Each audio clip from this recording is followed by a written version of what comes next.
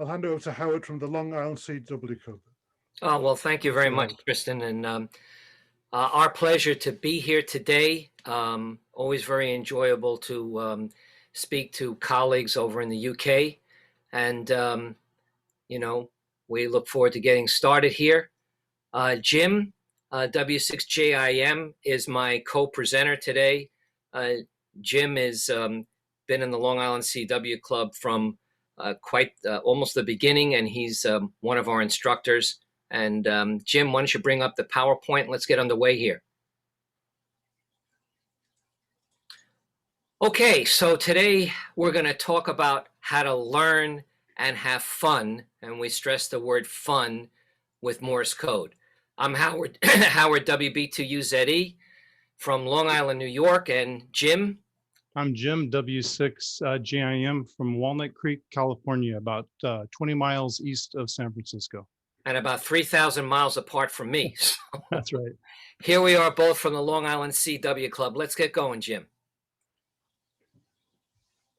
Okay, so we always ask this question: what's the attraction of CW in today's high-tech world? Why would anybody want to learn Morse code and use it on the air when there's such other modern technologies going on? Well, FT8 is a wonderful discovery, and it's a wonderful mode. It's put a lot of people on the air that maybe wouldn't have gotten on the air. And FT8 can receive signals below the noise, minus 24. But you know what the difference is between FT8 and using Morse code? FT8, the computer is receiving minus 24, but a good CW operator uses their mind instead of a computer and can hear those same signals. As a matter of fact, the few times that I have operated FT8, I've heard those minus 24 signals clear as bell. And that's what a good CW operator is trained to do. So why are people interested in CW? Well, we ask this question to just about everybody that joins our club. And many people today are interested in SOTA and POTA, parks on the air, summits on the air. Now, you could certainly do sideband on the top of a mountain, but unless you have a pack goat, like one of the people who recently spoke to our club, he had 2 goats. In fact, his call sign has the word goat in it. You're going to be carrying up heavier equipment. CW doesn't need, all the bells and whistles that sideband will do. And you can get out with more compromised antennas on CW.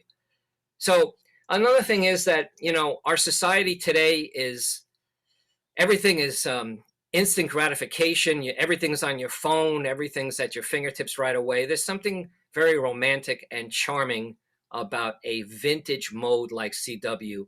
And a lot of people are coming back to it. Some people say also because they're not being forced to take the CW test anymore. That was eliminated, and now that's not being demanded. There's more interest. So all of these things together make learning CW of interest today. Okay, Jim. Learning CW. Well, in our program at the Long Island CW Club, we combined the Koch method along with the Farnsworth method. Lots to different parts of the Koch method, but mainly we're using the order of characters that they recommend. And the Farnsworth method teaches us when we teach, we like to present the characters at a quicker clip, about 20 words per minute, with lots of spacing in between, 5 words per minute spacing in between. So there's still plenty of time to hear the character, and then to having that spacing gives you plenty of time to identify it. And the whole idea is that we want you to learn the character by hearing the sound and not counting how many dits and how many daws there were, but actually hearing it as a sound and having that sound turn into a character that you hold in your mind. Now, of course, all of this is aimed at getting our students on the air as quick as possible and making QSOs. And we found that if they put in the time, we make that happen pretty quick. Howard? Yeah, that's absolutely right, Jim. And, making QSOs, as we'll talk a little bit later, is the glue that puts all of this together. It's a language that really necessitates getting on the air. What's next, Jim? Okay. Straight key versus keyer. What do we recommend? Well, I always say if you put this out on any one of the forums, eHAM, QRZ, you're going to get 5,000 answers. Well, what's our take on this?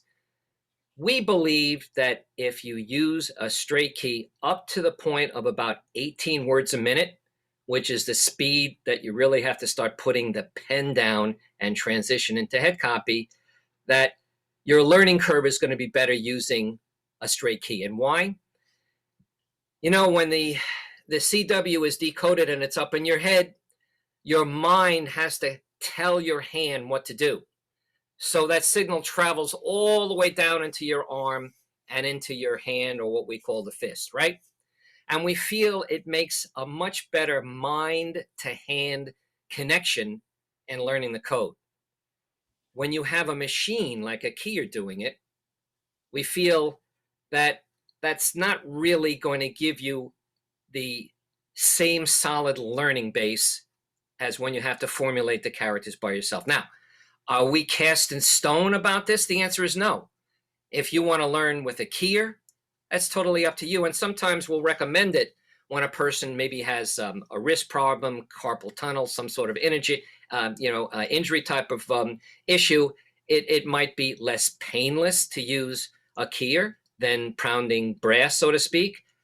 So the decision in the end is up to you, but that's what we recommend. And a bug, well, a bug is a very complicated instrument, and we recommend that you leave that to when you have a proficiency of the 40 characters and a CW speed of about 18 words a minute.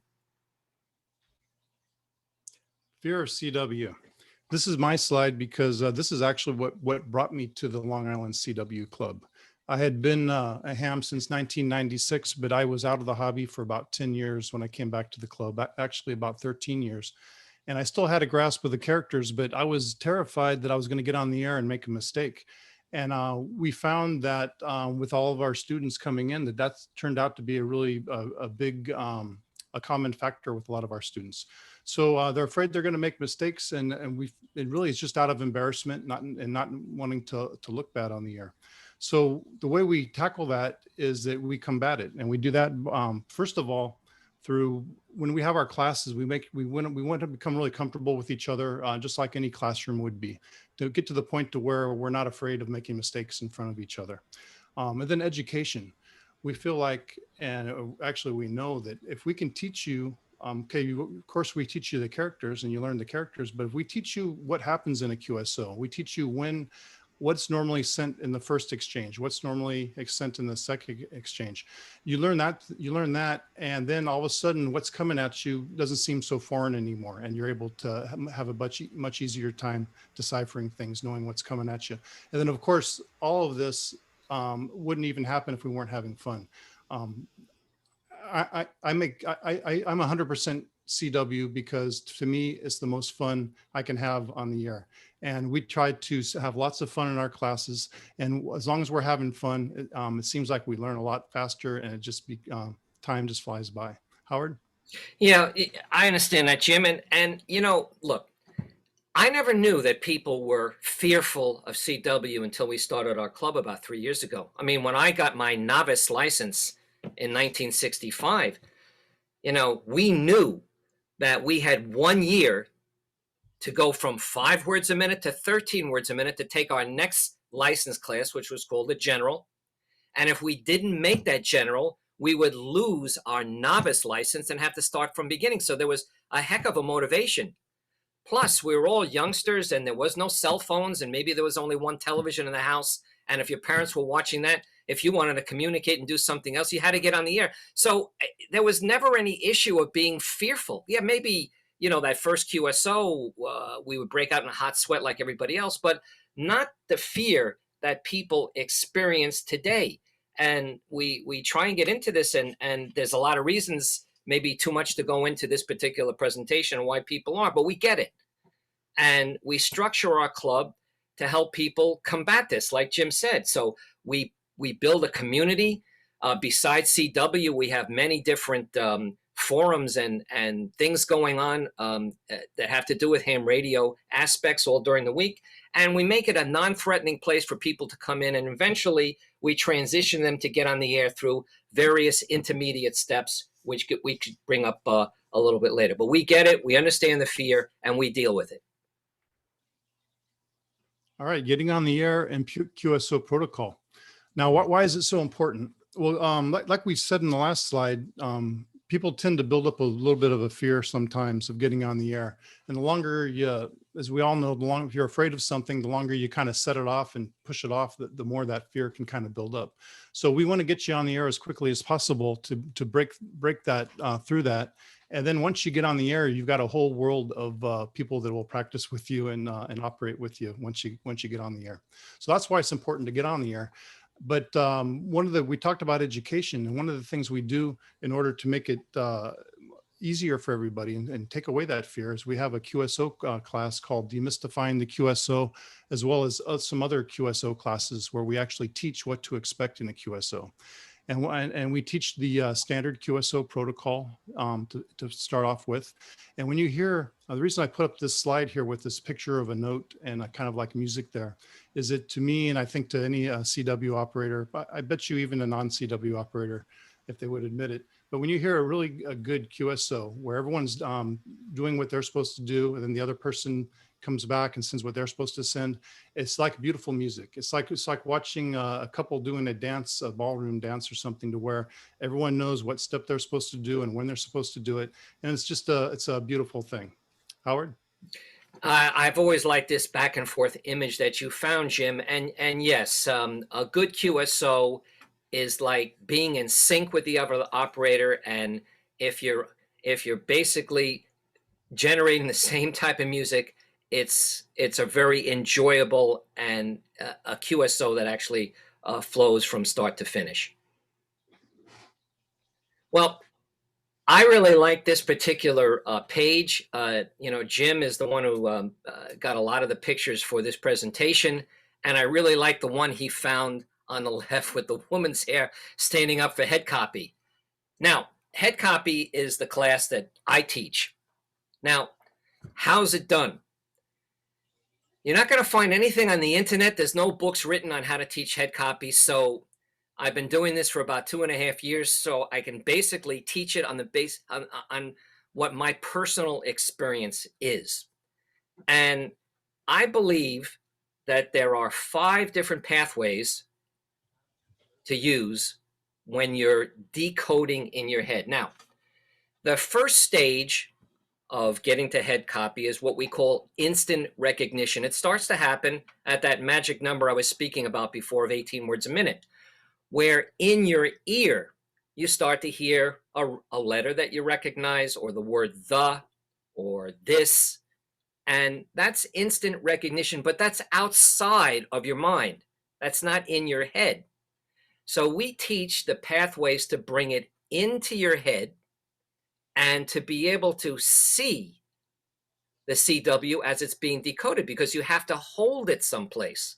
If you can't hold it someplace on a blackboard, which is stationary, or on a ticker tape like we have here, it's going to be very hard to remember it. And so we teach the various pathways to do this. And it's been my conclusion lately that you really have to be on the air to be able to become a good head copy operator. These things cannot be taught from a computer program or even conceptually in a class. You have to be challenged on the air through many different ways of QRM, QRN, QSB, and everything else that happens on the air, so that your mind is working in different ways when you receive it. And basically the end result is that your decoding goes into your subconscious mind and not your conscious mind, where you're gritting your teeth and clenching your hands and listening to every single word that's coming out of the radio.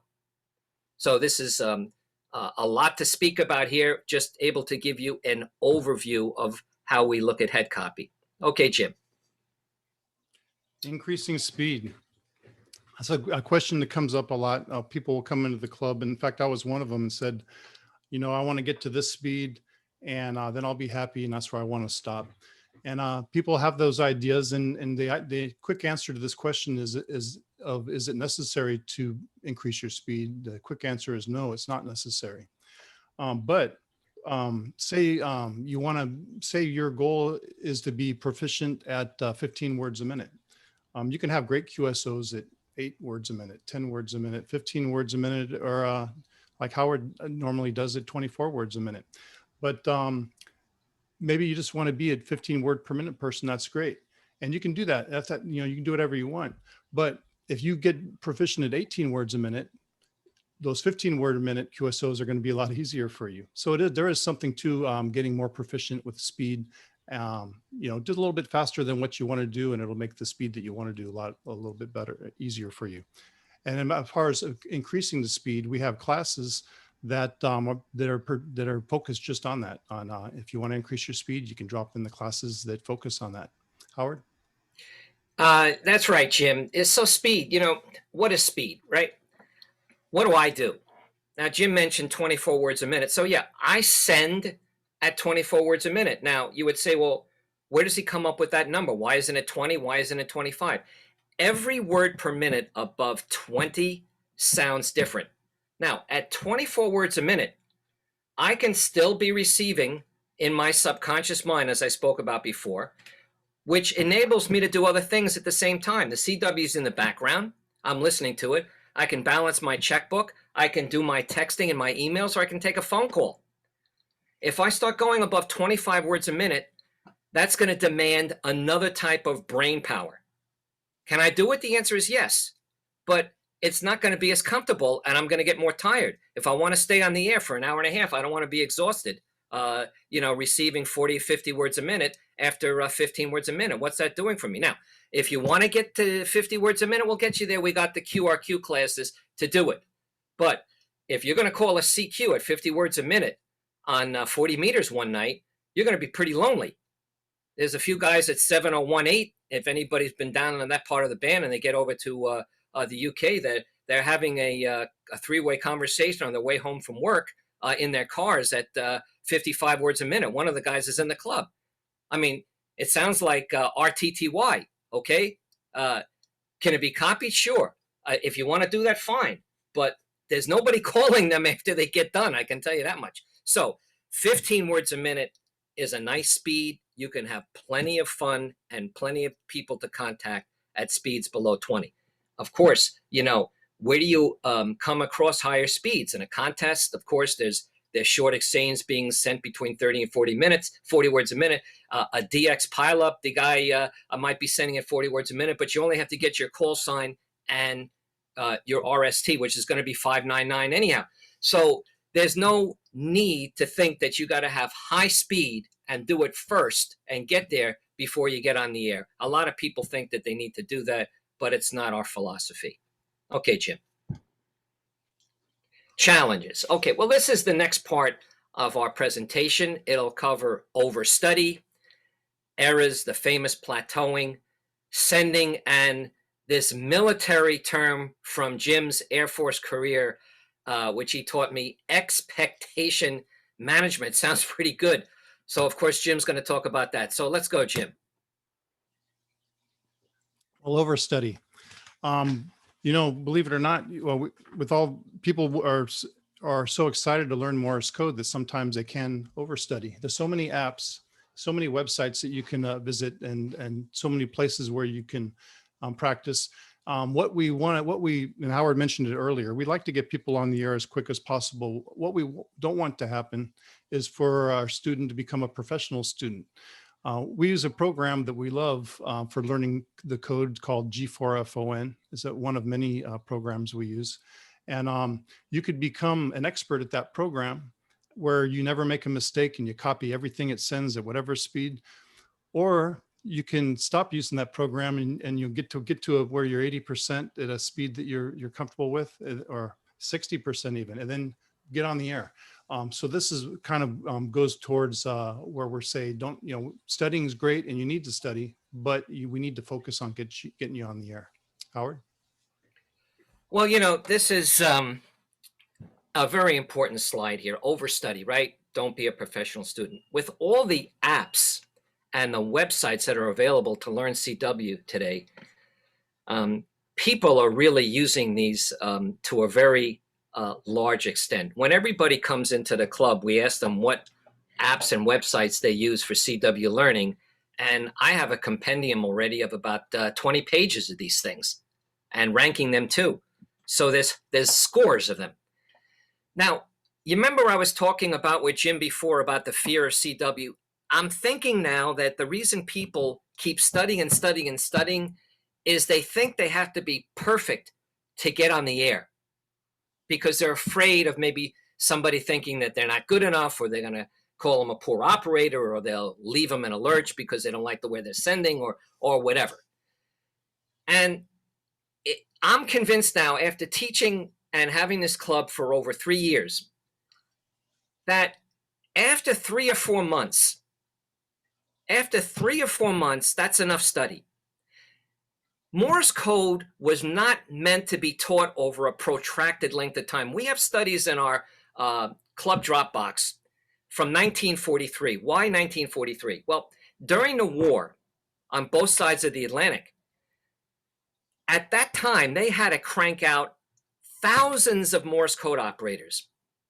And if they would have waited 6 or 7 or 8 months, the war would have been over already. So I believe after 3 or 4 months, take what you got and then get on the air and practice there. Because your mind needs these different pathways to receive CW, to learn it and retain it. You know, sanitized computer languages sent over, your phone or over your computer-generated code doesn't challenge your mind in the different white matter pathways that are needed to retain CW. CW has to be used at the same time it's learned. And so it's very important to get on the air and not to become a professional student. And this has been my coalescence of everything. It's very important for me to kind of pass the word on to this. 3 or 4 months, even if you think you only got 50% of it, that's enough. Get on the air and practice, and it'll come. Errors. Well, I put together a slide that just kind of shows a few of the things that we see when people are first learning the code. One of the common things we see are mixing up characters that are opposite of each other. And when I say opposite, a K is da da da, and a R is da da dit. So it's a completely opposite of each other.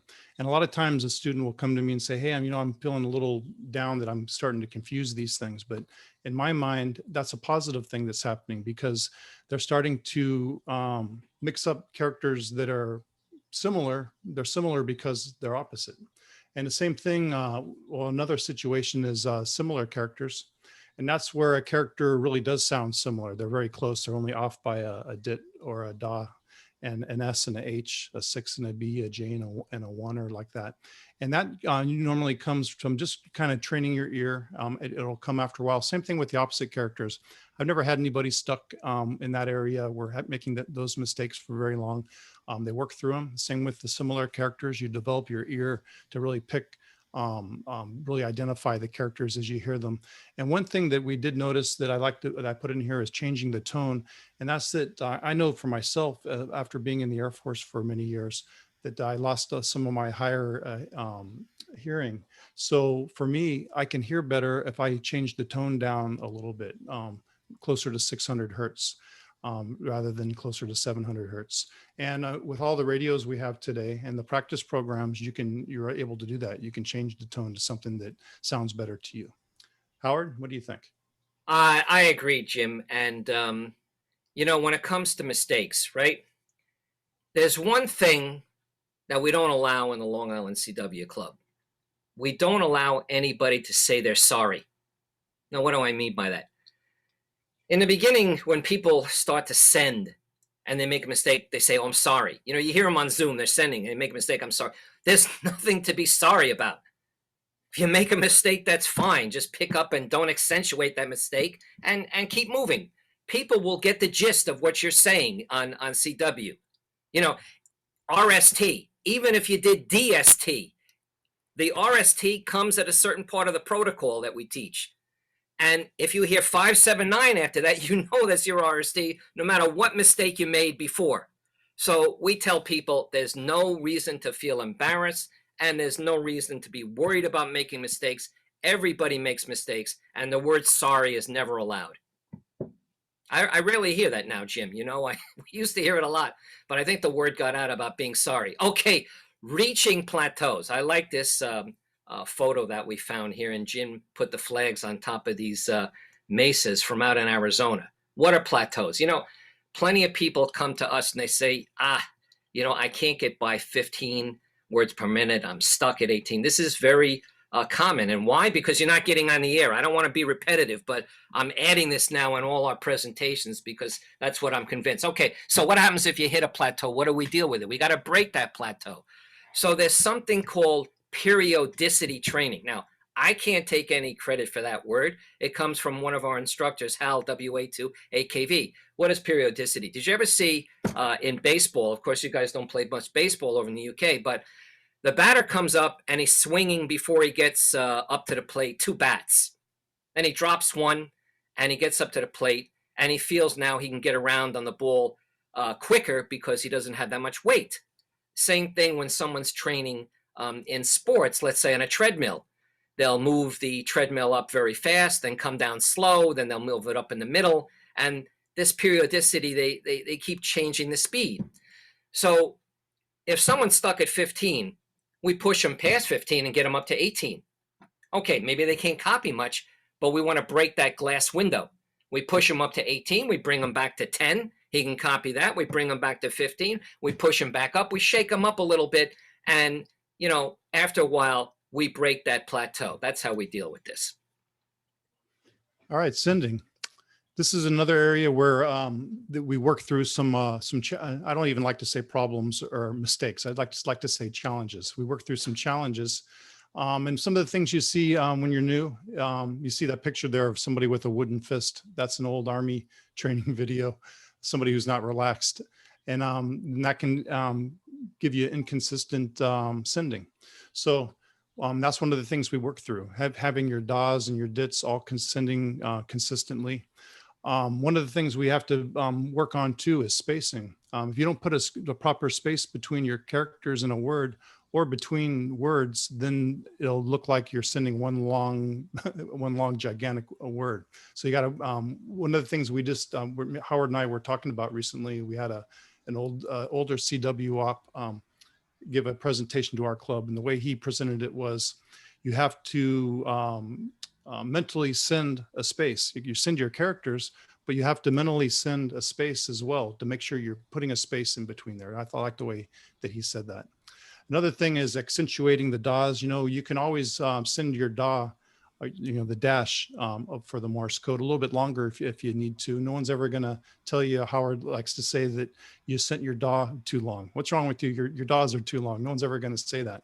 But if your DITs are too long, then they will bring it up because it's going to start confusing it with the DAWs. So these are little tricks that we try to teach, and it helps people when they're learning. And it all comes down to, in the end, I think this wooden fist kind of demonstrates it, is that you really got to relax. Once you relax, everything just will flow so much easier.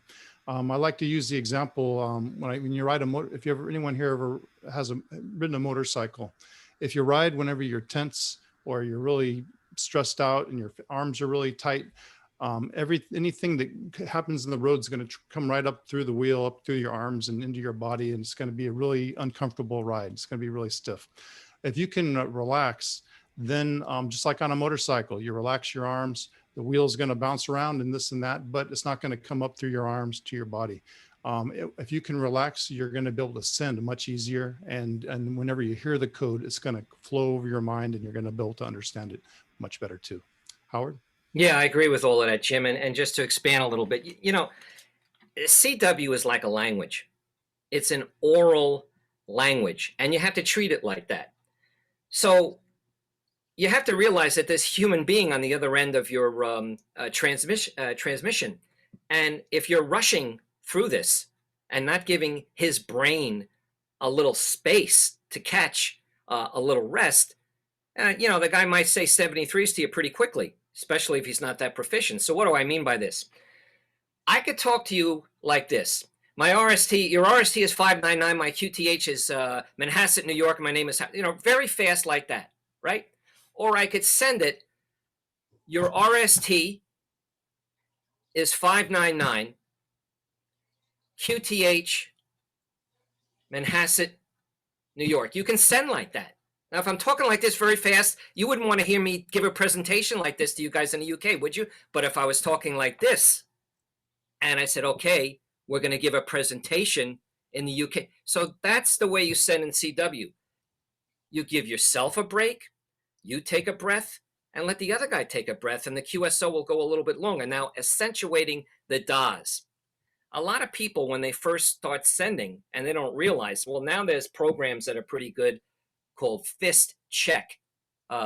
Michael, who teaches sending for us, POT, certainly will be able to talk more about that. You can actually now send to the computer and it can rate you. But if you don't have that, most people's DAWs, when they first start, are a little bit too short, and they make their CW sound choppy. So as Jim said, just accentuate it more, So if you had, a sound like da, di, da, right? Make that last da a little bit longer. No one's ever going to say, why is that guy sending like that? Because it's going to be telling them that that's really the end of the letter, that nothing else is necessarily coming after that. So these are some of the tips that we give. Okay, what do we got next, Jim? Oh, here you go, Jim. My special slide, yes. Well, this came to expectation management was something we pushed hard to cover my last few years in the military, and it really pertains here. I've had a handful. I've taught a year of basic CW, where I taught just the basic characters, and a lot of students. And it only had a handful of students come to me and say, "Hey, can we talk? I think I'm having trouble." Of those students that I talked to and met with, the only problem that all of them had was they were expecting more of themselves than was really right. And they wanted to learn overnight. And once we had to talk and we realized that the students were right where they needed to be, all of a sudden everything was, they weren't nervous anymore. They weren't stressed, and they moved on, and they moved up into quicker and faster code. It doesn't happen overnight.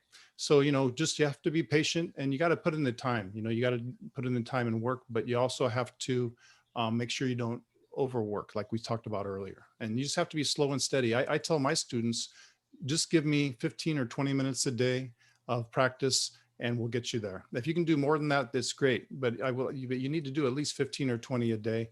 And then it's going to really start to sink in. As Howard said, it's a language. You're learning a new language, and nobody would expect you to learn Spanish or French or Italian overnight either. Slow and steady. And then, of course, I have to remind myself, because we get so intense sometimes in our classes, and and sometimes you have to just stop and say, hey, why am I doing this? We're doing this because it's fun. It's a little bit of work in the beginning, of course. You're learning a new language, but I tell you what, the payoff is tremendous. Once you get that code under your belt and you learn how it works, it's just a wonderful time on the air. And like I said, it's my favorite mode of operating. So that's expectation management in a nutshell. Howard? Yeah, well, Jim, just to expand a little bit on this, the language part, right? I always say this, that we had 5 kids, and each one of them took Spanish, and they all got A's in Spanish, but they never used it. Today, they're in their 30s and 20s. If I said something to them in Spanish, they wouldn't be able to answer. So CW has to be used. That's where you get to practice it. And that's where it all coalesces. And this takes time. I see we have a groups IO like everybody else. And recently there was some chatter on the groups IO, people talking about head copy. Well, they say that, well, Howard talks about the ticker tape, and I don't see it. Well, let me tell you something. When I was 13 years old, it took me almost 2 years of doing thousands of QSOs at that particular time to get to that stage of being able to head copy. It didn't happen overnight. People think things happen overnight. So just relax and enjoy. So if you're not head copying, do your QSOs at 13 or 15 words a minute. There's a world of fun to be having there. And then eventually it'll all come together. You got to give this thing time. I mean, if you started taking Spanish or German, there's a very tough language, okay? You want to think you're going to start learning that and speaking that in 3 months or 6 months, forget about it. It takes years to get these things. But if you're having fun and you're not pressurizing yourself, then you'll enjoy it. So be patient. If you burn yourself out, there's a lot of things to do. Netflix is calling. Netflix is calling. Your family will be demanding you to close the door in a shack and go see this, this, and this. So you got to pace yourself and wait for the rewards to come. What do we got next, Jim? Fun. All right, well, we're going to cross our fingers. I know these videos work with Zoom because we had some unfortunate luck with some other webinars. So here's a video that's going to demonstrate what happens to people that don't listen to their teachers in class and don't take their lessons seriously. This is what's going to happen. Short wave, take it down, quick.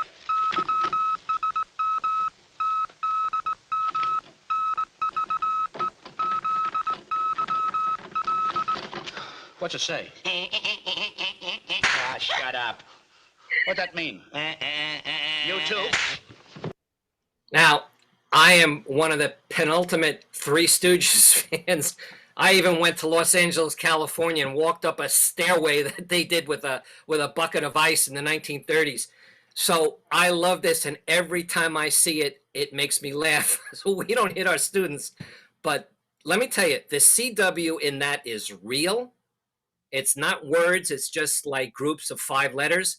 It's sent with a real fist, probably on a military key, and it's beautiful CW. I love that video. Okay, Jim. All right, so Let me make sure I got this. I think it'll still work. we'll try it here and see. All right. Then go back. You almost had it, Jim. It's looking a little funny. I'm just trying to get it. I'll try to run it. I think it'll still run whenever I hit it. All right. So. Well, this is me. You'll see it hopefully with the sometimes putting these into a PowerPoint a little bit difficult, but we were lucky enough to get the club was to buy a spark gap transmitter. Now, there are many pieces of it that are vintage and real, like the oil filled capacitors and the coil itself. This was put together by a local ham, W2KRM, who's a historian on the spark gap days and the vintage transmitting sites here on Long Island, of which there were many, like Marconi, and the Germans had one too, right before World War I. So why don't you see if you can play it, Jim? Hit that button. Okay, let's see if this works. Yeah. Here we go, starting George Flanagan's spark gap machine. I like the way this thing sounds, the way it's heating up. So here we go. I'll send a CQ.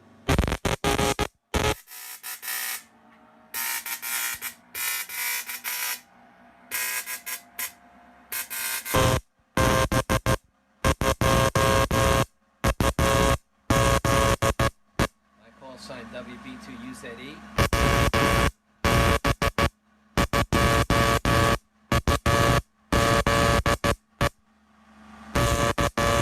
certainly wouldn't put my face. I hope you can see that okay. Yeah, it's we can see it, Jim. It's just a little up in the upper left-hand corner. So that thing was overloading my friend's cell phone when he was taking the video with all the RF that was putting out. But that's a very interesting unit. Okay, the next one, Jim. Okay, here is me. I actually have this unit right behind me here. This is a actual vintage sounder from the late 1890s. And why don't you play this, Jim?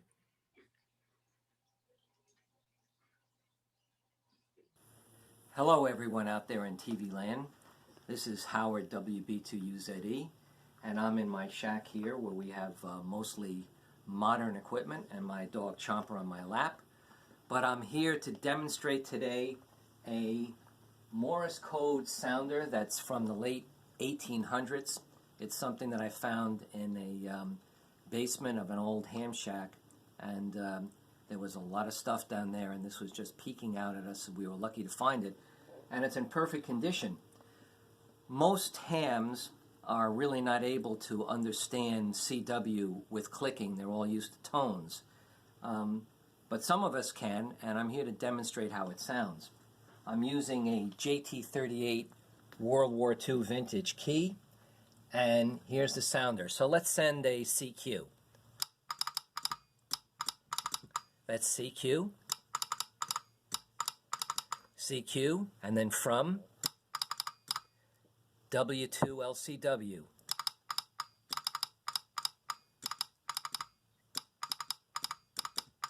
Again.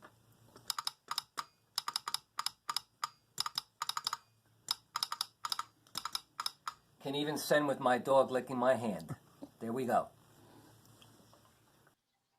Yeah, I mean, those sounders are very interesting, and I was sending pretty slow, but when those things get going, I don't know how those guys back in the day ever understood what was coming over the wires. And they weren't using the Morse code we're using today. They were using American Morse code, which has a lot more dots in it.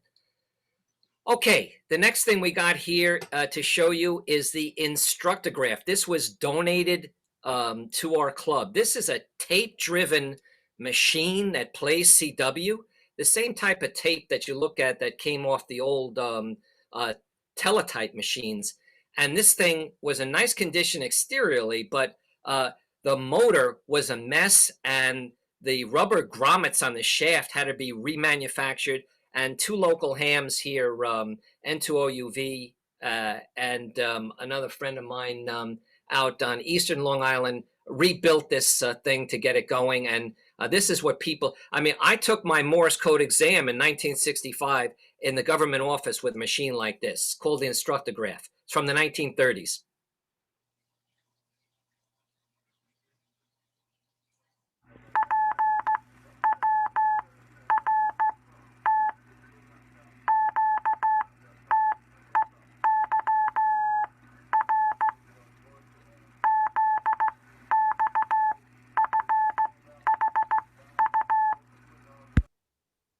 It still gets stuck a little bit, but this thing was a real disaster, and it took the guys a lot of ingenuity to get it working, but we have it.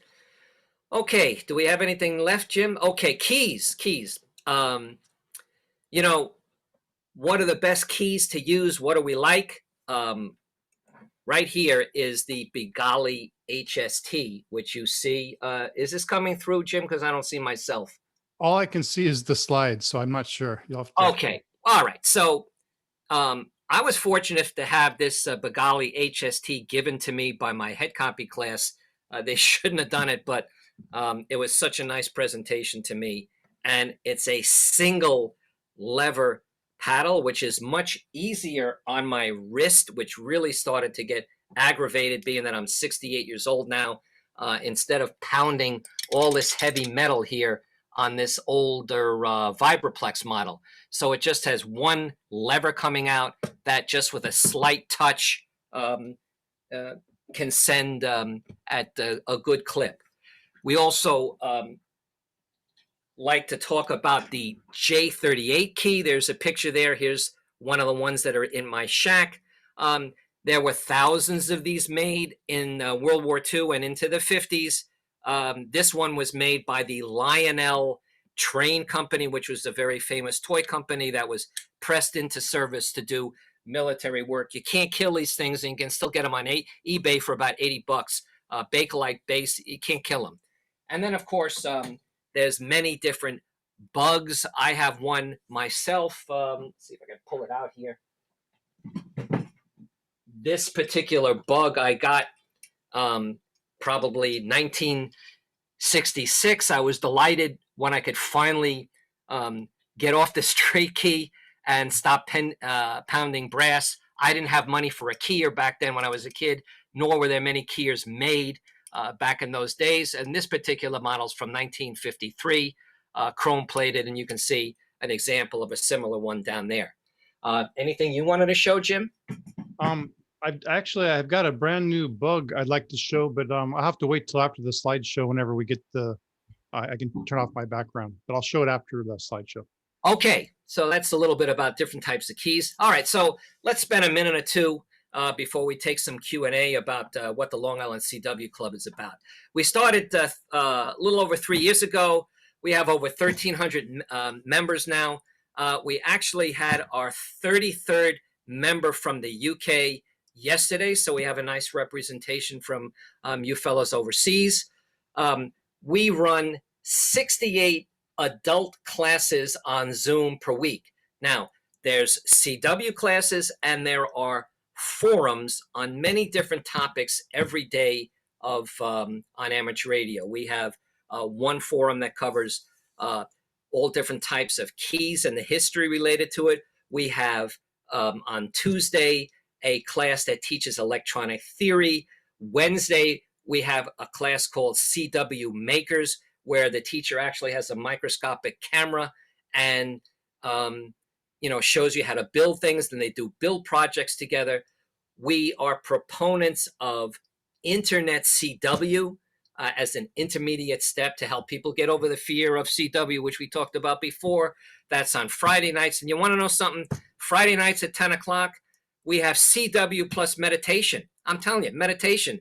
The guy does yoga meditation, and then after he puts you in a trance, then you start talking about being relaxed for sending your CW. That too to fight fear. A SOTA, POTA, QRP, and satellite forum. And Sunday we have an antenna forum. And now Michael, G0POT, is teaching a very extensive sending class. That's only a portion.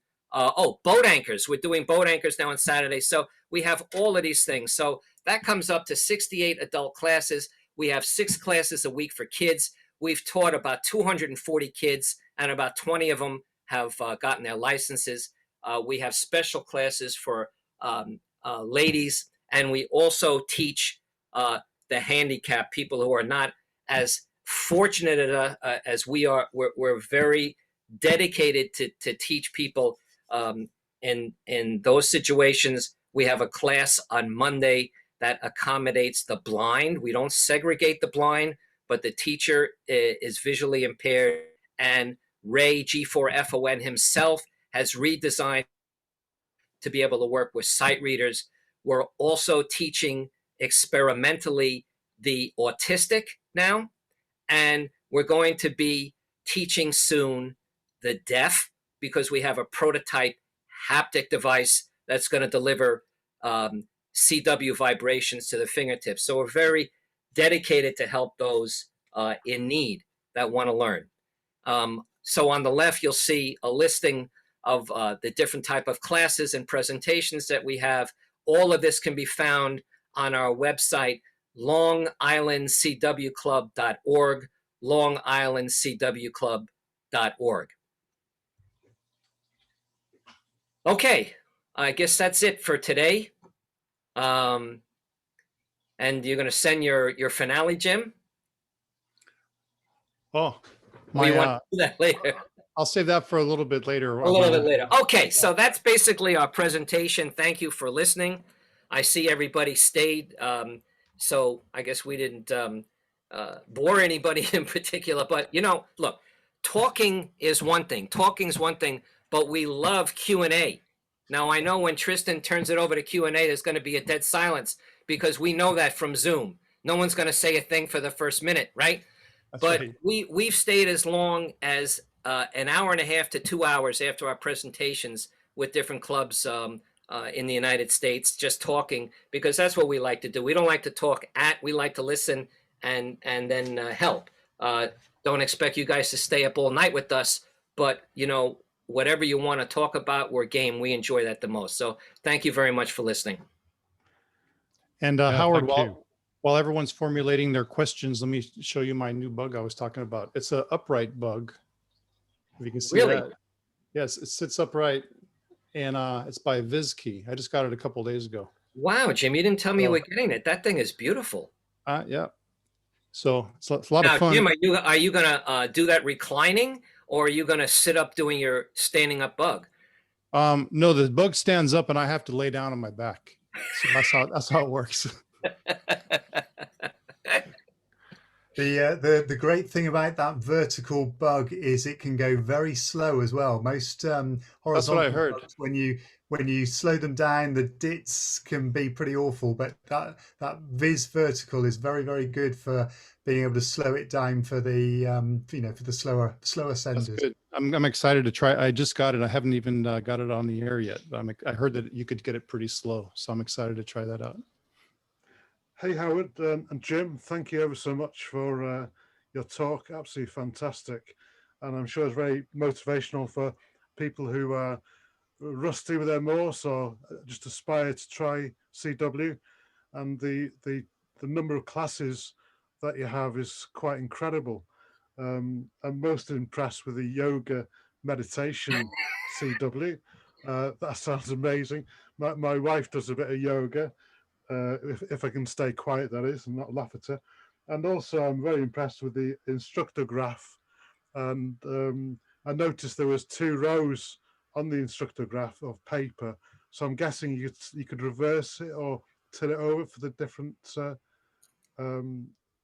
things, different QSOs or something. I never reversed it. I never looked at it that closely. You see what happened, Tristan? We were going to show this at like Ham Radio University here, which was an open event. But with COVID now, everything's locked down. So I haven't looked at that, and we haven't worked on the SparkGap machine either. So these things are kind of like put away for a rainy day at this point. So I don't even know if it's got 2 sides to it. Oh wow, fantastic. Well, yeah. Hopefully people can unmute themselves now and ask you a few questions, Howard and Jim. There are quite a few things coming through on YouTube in the chat, and let's see if we can find some of them. There's lots of people saying great talk. There's 110 people on YouTube watching you live, and let me see if I can find a couple of questions. One question from Steve Dick: Do you interact at all with CW Ops groups at all? Yes, we do. As a matter of fact, this is very important. What we're doing lately to incorporate and to connect all the CW groups. We recently started what we call the International CW Council. And we have 15 member groups in there already. From the UK, we have FIS, and we also have LIDS, which Michael is in charge of. And CW Ops is one. One of the important members of CW Ops is teaching our contest class. And we have some of our instructors teaching in CW Ops. We have people taking our class in CW Ops simultaneously. So the objective this year is to get everybody of common goals on the same pathway, and it's going to happen. It's happening already. Okay, brilliant. That's really good to know. I mean, a similar question in a way. We have Steve on YouTube, Victor Echo 3, Victor Sierra Kilo, says our club schedules a QSO night every Monday just so that we can practice. Perhaps something we can do with your club, he asks. Absolutely. We're open to all types of cooperation like this. We have a number of classes during the week where we do get on the air. I'll tell you about one of them, for example. On Wednesdays at 5:30, this would be good for you, Steve, too, because we'll be able to hear you on 40 meters. We have a live DX QSO class, training for DX. So we all get on 40 meters. We all get on Zoom at the same time, just like this. Let's say we hear a station over in Europe, somebody in Germany. We all hear them.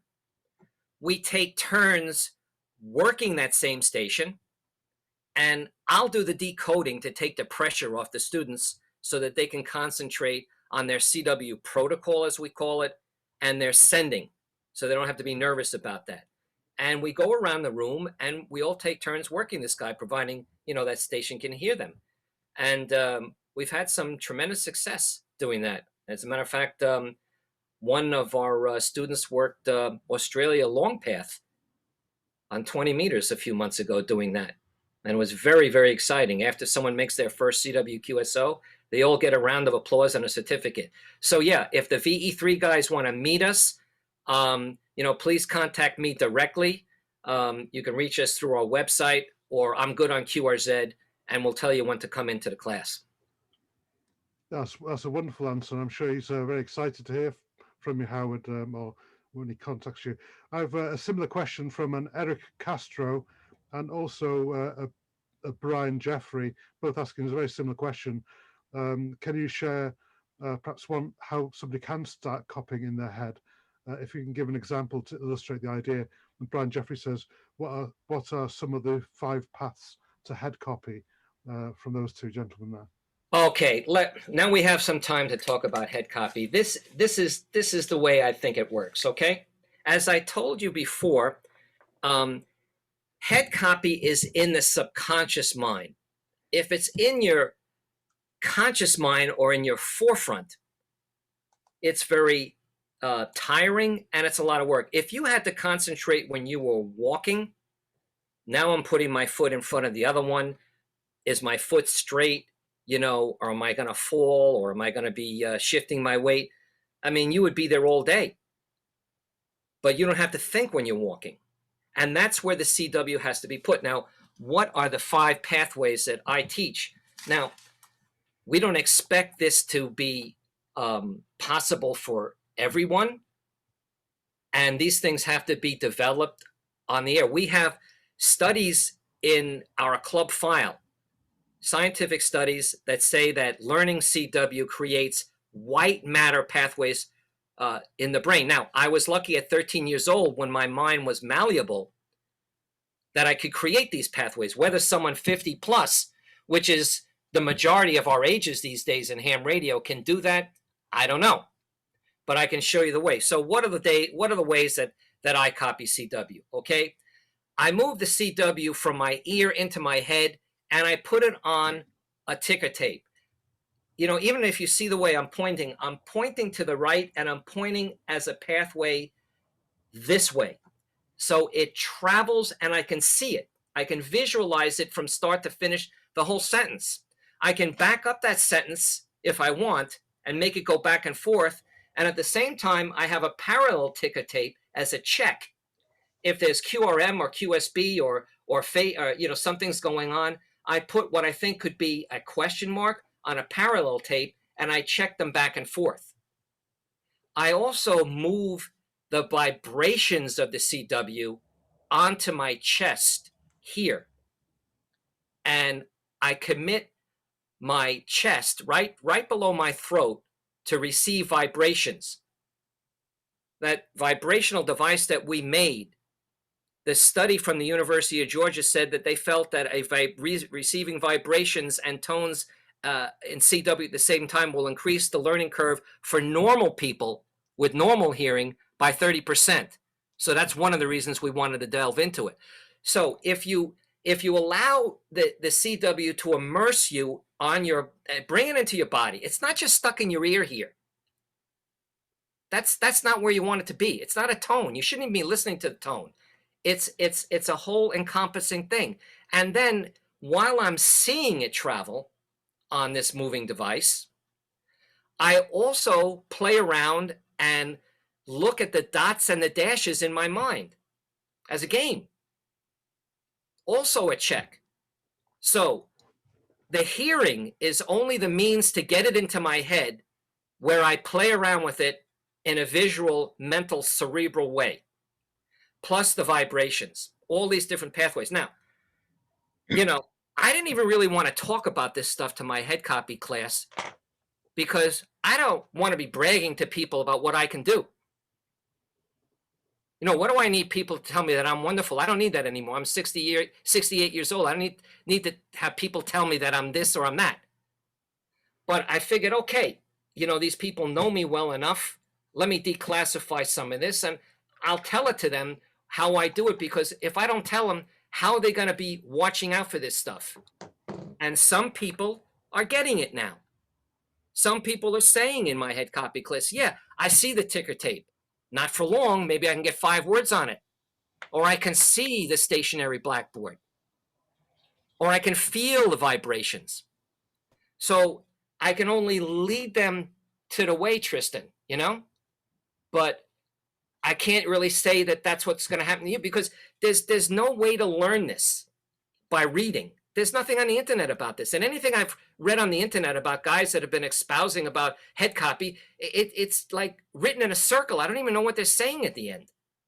There's no conclusion.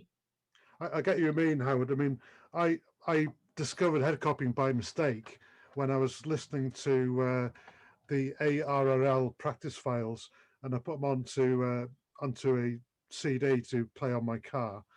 And I've got quite a cheap, noisy car. And when I was driving down the highway, and I turned it right down, and it's when the QRM, as it were, of the road noise was very, very high. I was then able to copy the Morse, which was very quiet on the stereo. When I turned it down, I was able to head copy it. But when I had the volume high, I was too consciously trying to head copy it. And it was only when I turned it down, I accidentally discovered I could head copy a lot easier, probably because my mind wasn't really thinking about it. Right. And, you know, there's a new thing that we're going to be experimenting with, a type of almost like Dolby stereo. We're going to be working on it tonight, as a matter of fact, where the CW is going to be played in a player, and it's going to be coming from you at different directions and at different levels of sound, rather than that straight, monotonous computer-generated code. And when your mind has got to search a little bit more, at the same time it's learning CW, that's the way all of this coalesces. And that's why I say you got to get on the air. Of course, like I said before, the biggest impediment is the fear. So I could talk all day and stand on a soapbox about how you're going to get on the air, and people will still not do it. So we can only lead you to the water, right? So that's what we do. We'll lead you there. But you want to know something? If you don't get on the air and you're just having fun in the club and you like what we're doing, that's okay too. Nobody is twisting anybody's arm to get on the air and say, if you don't get on the air, you can't be part of the club. We can only show you the way to go. And then it's up to you to do the rest. Yeah, brilliant. And thank you for that. And another YouTube chat one from Bill Bentley. He says, I see from your website, he's been on your website already, Howard, so that's really good, that you do an effort to teach code to kids. Can you please touch briefly on what techniques are successful for teaching kids Morse code? Well, I'll tell you something, and I don't want to take all the questions here. We got to get a question for you, Jim, you know? So I've been monopolizing this. So I hope that one of these questions will be in Jim's area of expertise. You know, we only have one instructor for kids, Rob K2MZ. And he's a very talented man. And as a matter of fact, he set up a charity to help the less fortunate kids. So he's been working with kids for years. And basically, it's the same techniques that we use for adults. The same techniques, but their minds are fresh and receptive. I've seen 11-year-old kids learn CW and up to 13 words a minute in 4 months. In 4 months for an adult, they might be on the first 20 characters. There's one 11-year-old girl that got her license. She's got her general already, which is mid-range here in the United States, 11 years old.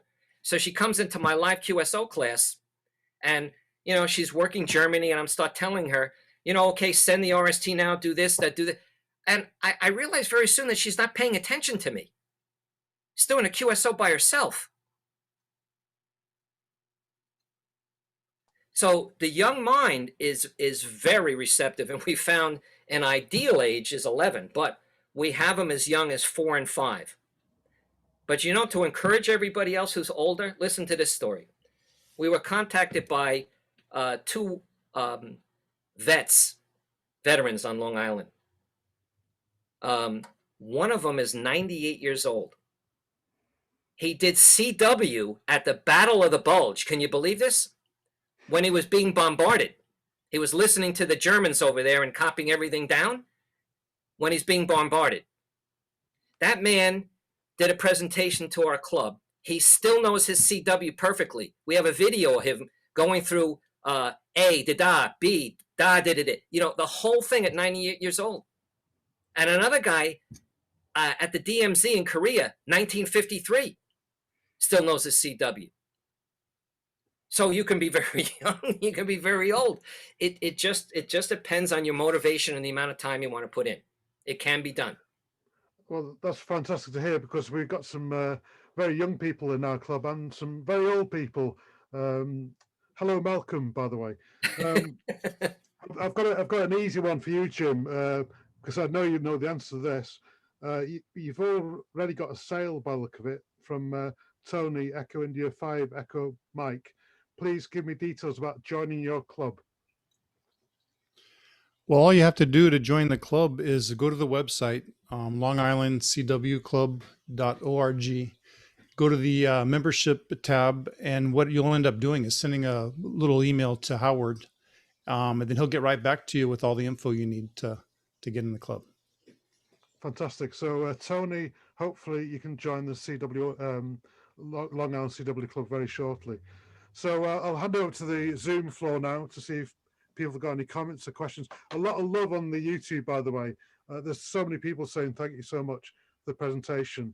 My screen is too small to go through them all. So thank you for all the YouTube comments, but keep them coming and I'll try and read some more out later. Hi guys, can I just come in here? Yeah, can I just say Lawrence? Thanks for a lovely chat. You really hit the nail on the head as far as I'm concerned, the F word, fear. But when I tune down the CW part of the bands, I hear just, to me, sounds like ridiculous speeds. And I wonder if you have fear if you just listen to those speeds.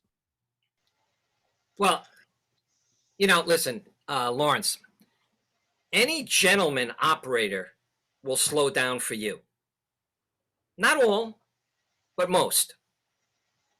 And the one who won't, okay, we won't talk about that. But if you call somebody at a slower speed than he's sending, a gentleman will slow down because he knows that you're a newcomer and you need some help. So I wouldn't be afraid of that. Now, if you call CQ at 20 words a minute, but your decoding speed is 12, well, then someone's going to come fast for you. But look, what are the speeds on the band that I find? Okay, I would say things level off at 25 words a minute. Now, where are the 25s? In the first 25 kilohertz of the band, which back in the day and still is the extra or the highest license level for the United States. And the Europeans hang around there too. If you move in the next 25 kilohertz, Lawrence, especially around like the SKCC frequencies and stuff like that, you'll find people in the 10 to 15 words a minute range. And if you want to go higher, like at, you know, on 40 meters, like above 7,100, which is the old novice band, there are people that are deliberately slow up there. So you can find it. A gentleman will slow down for you. Thank you.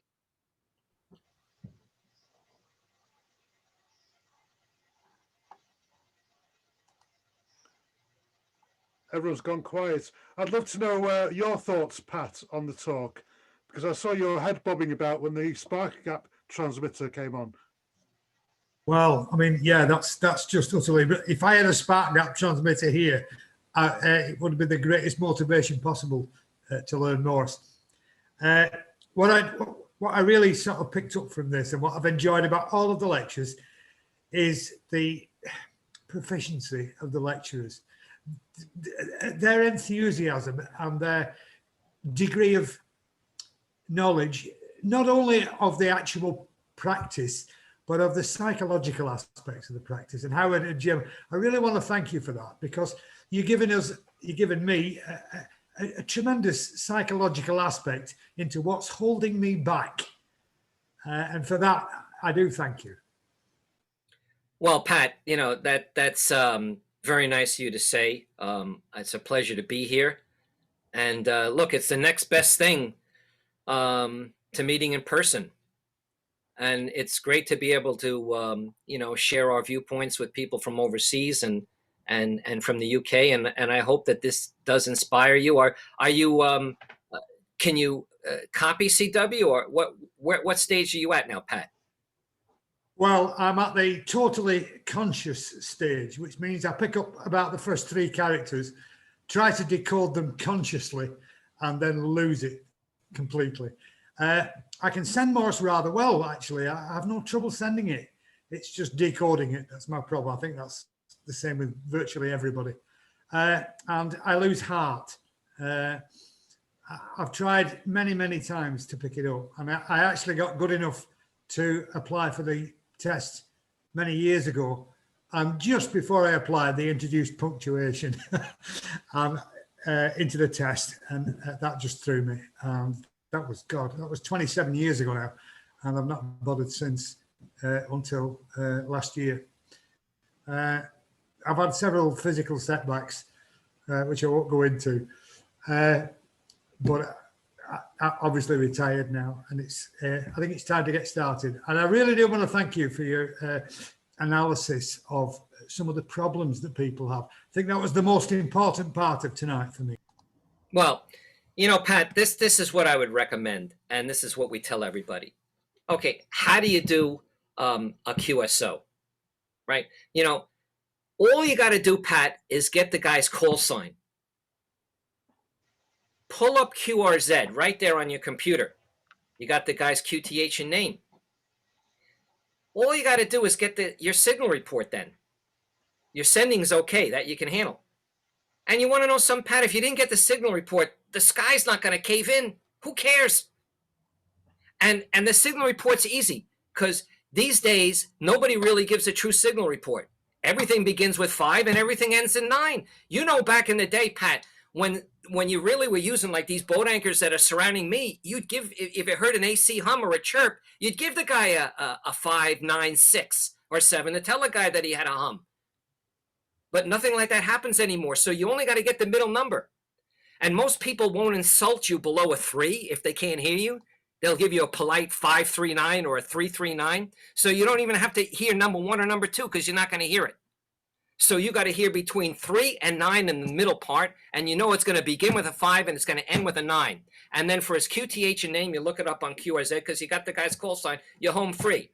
And then you want to know something after you tell him your name and QTH, and maybe you dare to do the rig and the weather. You tell him, my wife's calling me for dinner, and I'm out of there. You're done. Very good. Okay, well, I've got something else from that conversation, and it's having the courage. I think maybe that's something I like. You may call it confidence, but I call it courage. And I think the one thing that overcomes courage and confidence problems is desire, and you get that through motivation. So there we go. Full circle. Look, we have a nice community. There's always between 15 to 30 people in a class, and everybody's very supportive. We don't allow anybody to criticize anybody, and nothing is ever said on a group's IO that isn't appropriate. So it's a totally encouraging environment, and that's what it has to be to help people get over the fear. Well, I've done a little bit of teaching, and the one thing I know is that, as you've just said at the beginning of this Q&A session, the most important thing is interaction with your students. And I'm with you on the Q&A side of things. I used to have a deaf girl in a class that I taught, and I said, "You're going to have to excuse me for a minute. We need a comfort break. I need a comfort break." And she said, "Pat," I said, "What?" She said, "Turn your microphone off." So I've got happy memories of teaching. Yeah. And it's good to know that there's an awful lot of other people who get as much fulfillment from it as I used to. Well, we're blessed that we have people like Jim. Jim teaches quite a few classes. He's taught others to take some of the classes that he used to do. And just, I was talking about Rob K2MZ, who's teaching all the kids single-handedly. We only have one kids teacher. All those 200-something kids he taught by himself. So when I sit back and I think about it, I said, boy, I said, we're really lucky. It's an effort.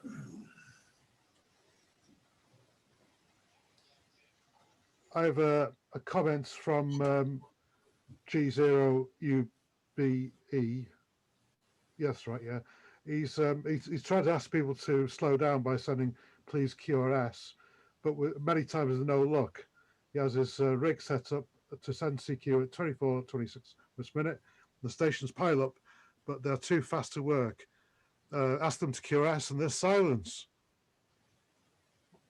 I was working. I was on the air last night, and I heard a new. Obviously he was a new operator, and he was sending CQ DE his call sign, and then he said, "Please go slow." He said that in his call. So I guess that's one way to put it out right out front. But I don't.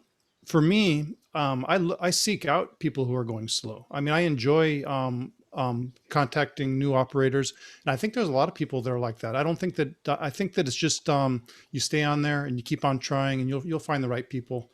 But for me and a lot of people that I know, we enjoy working new operators. So I'm sure there's going to be a few out there that are in a hurry and they want to do their DX and get a lot of a whole bunch of contacts and move quick. But there's tons of people out there that would love to work slow operators. Well, I found recently, on Sunday nights and now also on Friday, the folks at K1USN made a slow speed sprint. We actually have a class that we redirected to actually teach during that particular sprint. We're all on Zoom at the same time, and we guide people. And I've been sending it 13 and 14 words a minute. I hadn't done that in years. And I really enjoyed it. And I enjoyed when the beginners had the courage to call me. And I can tell right away by their sending and how they're sending that they're brand new. And it's very exciting to see new people stepping forward and making contact. And I've enjoyed that quite a bit. And it's nowhere near the speed that I usually do.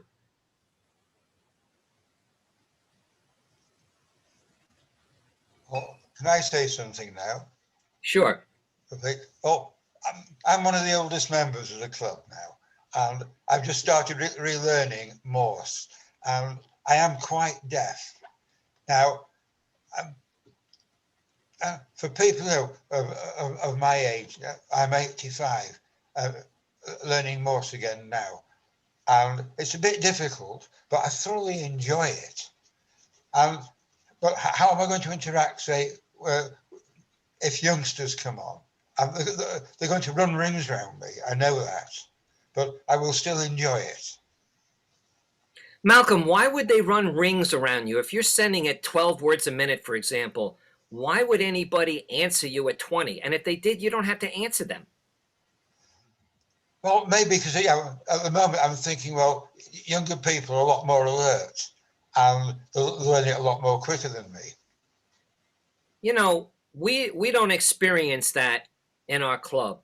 We enjoy having the older generation with us. We have many people in the club now in their 80s, and they always have that same question, am I too old to learn? And I tell them the same story about that guy at the Battle of the Bulge who's 98. I just spoke to the guy yesterday. He recently bought himself a J38, and what else did he get? He got a Vibraplex a straight key.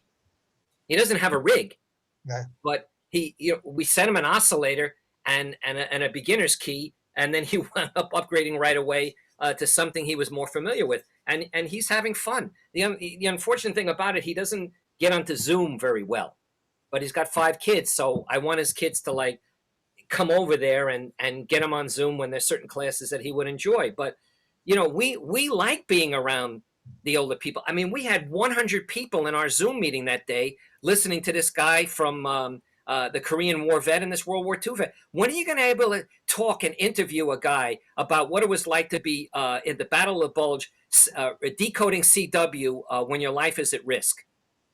When are you going to talk to somebody like that anymore? These guys are dropping like flies.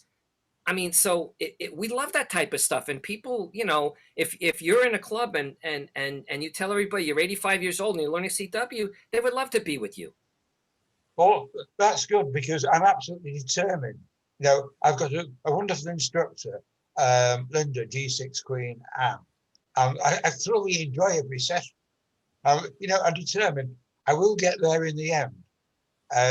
It'll take me a bit longer, I realise that, but I think determination is the key for me. Well, it certainly will be. And, you know, if our trials go well by the second half of the year, we'll be able to deliver CW to your fingertips in vibrations. But we got a ways to go. We got more testing to do. Well, I hope so anyway. Thanks.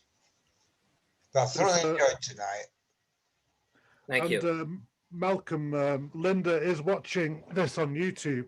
She's actually quite poorly in bed after having a COVID jab on Sunday. So Okay. she'll be encouraged by your comment there, Malcolm, that you're enjoying it. And all the best to Linda as well. Hope you get better soon. Yeah, me too. And best wishes to Linda. There's a lot of love on the chat as well, thanking Jim and Howard. Just read out a few of them. From Peter G0GPH, who's our previous chairman. Thank you very much for the talk tonight. The information about head copy was fascinating. 7-3 from Peter. Mike G4GSY, thank you, Howard and Jim. My CW exam passed in 1968, but neglected it for 30 years. I'm encouraged to have another go now, and I'll be sending QRS to very professional talk. And Alan M7, Big Friendly Giant, says, I have to leave now. Thanks again for the great talk, gents. And Paul and Amy, M7NCC, Paul M7JAP, thanks for a great talk tonight. Already downloaded an app on my phone to try it out. So that, they must have downloaded it just tonight. We'll have to have a look at your Long Island website soon. Off to take a dog for a walk. Thank you again. 7-3s from Paul and Amy. So back to you, Jim and Howard. Hey, I just wanted to thank you all for inviting Howard and I to speak with you tonight. And I just wanted to reiterate that the reason I operate 100% CW and the reason that I do is because it's so much fun. And every time I make a QSO, it's like I'm making my very first CW QSO. It's like you work for it a little bit more, but it makes it that much more rewarding. So I just would like to encourage anybody, if you've ever had the urge to want to learn Morse code, or if you ever tried and failed, come on over and we will make sure that we make it work this time. I think that I haven't met anyone that we haven't been able to teach yet. Well, you know, when I started out in CW, why did I choose it over sideband or AM? You know, I always felt that my shack was down in the basement of my house where I grew up. And whenever I went downstairs and turned on the rig, and specifically with CW, whatever was on my mind as a kid, I forgot about. Whatever worries I had, whatever concerns, it just kind of melted away. There's something about using your mind in CW that just, when you can do it, it just relaxes you, and it just like takes all the tension away. And you know, you don't feel that pressure that you got to speak or entertain someone or talk. Sometimes you want to do things, but you don't feel like talking. It's like, you know, sometimes you'd prefer to read a book than have a chat on the phone or something like that. Oh, it's the same thing with CW. You know, it's just kind of a silent way of communicating. And that's what drew me to it. I have microphones here in the shack that might be used every 3 years or something like that. If somebody comes over, you know, the house to see how this station works. That's about it. That's encouraging to know, Howard. And my microphone on my radio is tucked around the back of it, and it comes out twice a week when we have our FM CW net at Berry Radio Society. Ash from Tunisia, 3 Victor 8 Sierra Sierra, says, nice presentation and thank you. So are there any more questions from our Zoom meeting? I've got one, if I may. Yeah, go on, go for it. Which one of us? Go for it, Alan. Okay. Yeah, Pat said something that resonated with me about they changed the Morse test here and they threw in punctuation. And that's something I struggled a little bit with. I was taught by a really old guy, a really unorthodox method of teaching, but it worked, it sank in. The thing I always struggled with was I got the alphabet down and I was able to send and receive letters and things, but the numbers and then going beyond the numbers, the punctuation really used to throw me. You know, I'd be decoding the Morse and then suddenly somebody would send me a number and it would just stop me in my tracks. And I just wondered if you got any kind of advice of how to integrate, especially for somebody in my condition, how to reintegrate the numbers. Do you teach them with the code? Do you do number groups? Do you mix them up? Do you have any advice on how you handle and approach that? Jim, why don't you take that? Sure. Well, we teach in our club, we teach the code in 2 classes, the first 20 characters in the first class, the second 20 in the second class. And we cover a couple numbers in the first class, in the first 20, but the majority of them are in the second. But they're numbers, they're presented in the way that the Koch method recommends, which is, so they're coming up in the order that's recommended. And I would say that, you know, what I would tell, if you were my student and we were talking about this in my class, I'd say, you know, get out your G4FON or download G4FON, which is the program we use to practice. And then I would, if I was you, I would just start from the beginning, start with 2 characters and then just run that program for about 2 minutes, copying down random characters. And then you add another one and another one as you feel comfortable. And the numbers will come in with the letters as well. But I also tell my students that if you have a couple of characters that are giving you trouble, maybe there are a few numbers or maybe 2 characters that are similar that you're mixing up, you can put those just in G4FON and then you can practice those alone. So G4FON is a great program where you can plug in and pick what you want to practice. And so you could pick what it is that's challenging for you. That would be my recommendation. You know, if I can embellish on that a bit, Alan, to relax you a little bit about the punctuation, you don't need much. The only punctuation you need is the question mark and the slash, you know, like when somebody's operating in another country, you know, like G/ and then the call sign. I mean, what else will you hear? You'll hear a comma, mostly for a pause, but sometimes people will put it between, in the USA, between their city and their state. And some people will use a period once in a while, but not too often. I mean, there really isn't a lot of punctuation to be used. And the other things are what we call prosigns, which are needed to punctuate your messages. AR, end of message, SK, final message. There's not a lot. Not a lot. But those things, a question mark becomes almost like a sound. That's one of the first things that will come into instant recognition, maybe even before a letter, because you can visualize it. You hear that sound, and then in your mind, you picture a question mark. More so than if you heard an R, that you picture an R. You hear a question mark, you know, your mind will look at a question mark. That's not so bad. On the positive side, you say you already have a grasp of the letters, so you have less that you need to practice, right? You just need to practice the numbers and a few punctuations, and you're done. But yeah, that G4FON is a wonderful program for practicing things like that. Yeah. Okay, thank you, guys. Can I say thanks very much to Howard and Jim, a fantastic, inspiring presentation. And in relation to not being able to hear clearly for Malcolm, I just wonder if he wore a headset that's bone conducting. That might help to hear the characters easier. Because if you have a headset. Oh, you have a headset, yeah. Okay, maybe you need a more like an aviation one, like a Dave Clark, like I think Jim has got on the back on his wall in his.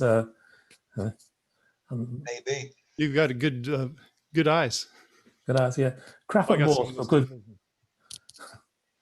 Yeah. So that's an option. You know, too. we've had some mixed reviews on the bone conducting headset when it comes to CW. That's why we decided to. We first thought about maybe delivering the vibrations that way because that's already in existence instead of reinventing the wheel. But then we realized from people that are using it that that can be very disturbing, and so that's why we decided to deliver eventually the vibrations to the fingertips. There's mixed reviews on using that bone conducting headset with CW. Yeah, and I've just anecdotal got a case for a a young chap who was congenitally deaf, went flying with an ENT surgeon in up in Scotland, and this guy realised that this kid, he put the headset on him just to create the image of being a pilot. But he realised that this kid could actually hear, and he was actually getting some of the RT as bone conduction through this Dave Clark headset. So it's it'll work for some people, but you know, not being deaf, I don't know how disturbing it would be if you suddenly start hearing things. Where does the name Dave Clark come from? Dave Clark, oh, it's like a generic American manufactured headset. Yeah, they And make all- headsets. They actually make the full pressure suits that we use in our U-2 aircraft too. Side- Yeah, here's a some David Clark headsets here. Well, because when I heard that name, Dave Clark, I thought you were talking about the Dave Clark 5, my favorite group from the UK. Dave Clark 5, yes. Well, they could do with wearing them as well, but but Dave Clark said they're bomb proof. You can drop them, smash them, sit on them. Yeah, Dave Clark. Yeah. On the YouTube, we have thanks from Dave JC Cortrient. I don't know if I've pronounced that right. Thank you all for a nice presentation. Good luck and respect, and never give up. 7-3s from Oscar November 6 Foxtrot Yankee. Stay safe, and he's got a big thumbs up there. So I think we've come to near the end of the evening now, I think, chaps. I hope. If not, please jump in, whoever else. But I'd just like to say on behalf of Warrington Amateur Radio Club, which is the other club, and our club, Bury Radio Society, great thank you, Jim and Howard, for giving up your time and your experiences, and for such a fantastic and professional presentation. And I'm sure it's inspired many people to take up the love of Morse, or perhaps to improve their Morse. So thank you ever so much, chaps. Well, Here. Yeah, thank you. I'll second that one. Yes. well, you know, thank you, gentlemen, very much for inviting us. We always enjoy this, and you know, we hope to see you guys again. And you know, it's our pleasure to be here. Jim, any final words?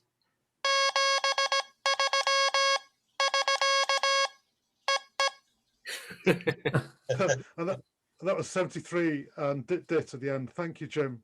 Thank you, Howard. Good night, everybody. Okay, good night, everybody. Night. Take Hope to care. see you again. Bye-bye.